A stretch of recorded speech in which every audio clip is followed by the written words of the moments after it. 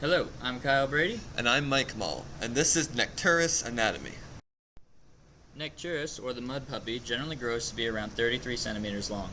On average, they will live for 11 years, reaching sexual maturity at the age of 6. Mudpuppies are an example of an aquatic tetrapod living in freshwater lakes, rivers, ponds, and throughout eastern and central North America. While albino mudpuppies are not unheard of, common species tend to be rusty brown and gray with black spots. Finally, they are less active during the day, taking refuge under rocks and other cover unless the water is clouded and muddy. They tend to be more active at night regardless of what the water is like. Nectaris classification. What's important to note here is that the Nectaris is a genus of salamanders within order Uridella. Unlike most other salamanders, Nectaris does not have a two-stage life cycle. Instead, it keeps all of its larval features as an adult. This is known as neoteny, or paedomorphosis. Within the current taxonomy of the genus Necturus, there are 6 different species. However, this classification is still under debate by many herpetologists. For example, the Red River mudpuppy was recently promoted to full species status, whereas before it was simply a subspecies of the common mudpuppy, which is the species featured in this dissection video.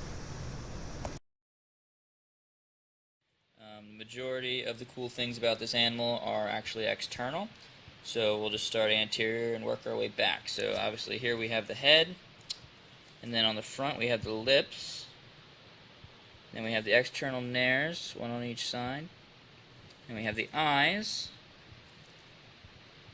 and we also have the external gills on both sides. And then within these external gills we have the gill slits, there's 2 of them. And then we have the gular fold, the trunk of the body, the pectoral limbs,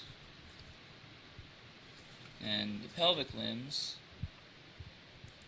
the cloaca, or the cloacal aperture, and the tail itself. One of the most important aspects of external anatomy is the presence of external gills. These gills are the primary source of oxygen for the Nectaris, although cutaneous and alveolar respiration do play a small role. Because mudpuppies do not exhibit multiple life stages, they retain gills externally. In oxygen-rich environments, such as fast-moving water, smaller gills tend to be favored. Oxygen-poor environments tend to favor larger gills. The skin of Necturus is also a very important part of its anatomy. While it does aid in gas exchange, there are glands beneath the surface that coat the skin in a slimy mucus layer. They also have granular glands which secrete poison to defend itself from potential predators. One interesting feature of the Nectaris is that the pectoral girdle does not articulate with the vertebral column. Instead, musculature is enhanced to aid in rigidity. The pelvic girdle, however, does articulate with the vertebral column, exhibiting reduced musculature. Additionally, they have small, flattened limbs to help them walk on benthic surfaces. These limbs are easily pressed against the body for bursts of swimming.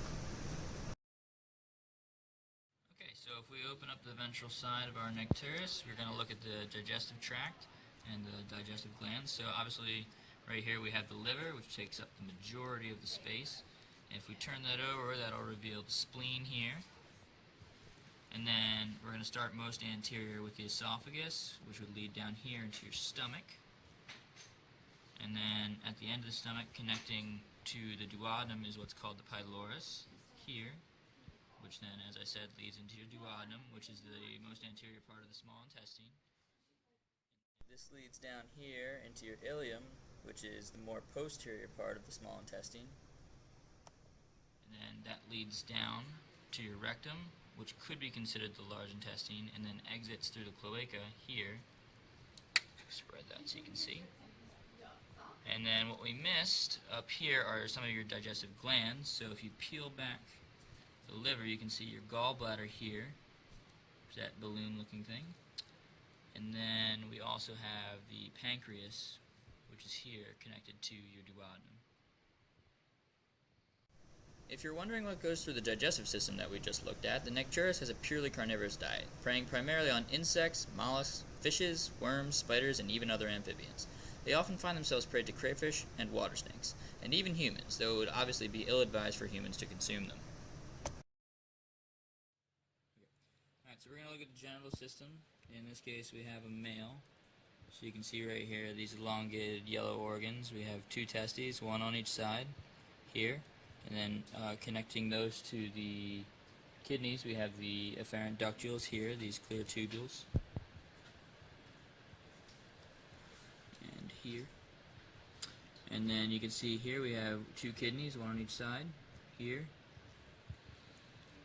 and here. And then along the sides of the kidneys we have the mesonephrine ducts here, which lead out towards the cloaca here. Mating season for the mudpuppy occurs in autumn, but eggs are laid later. Spermatophores are deposited by the male, which is picked up through the female cloaca, where fertilization occurs. Fertilization after ovulation generally occurs just before the spring season. Clear eggs are deposited in clutches of about 60 to 200 eggs on the underside of rocks. The female will guard these eggs during the 40-day incubation period, after which time the eggs will hatch.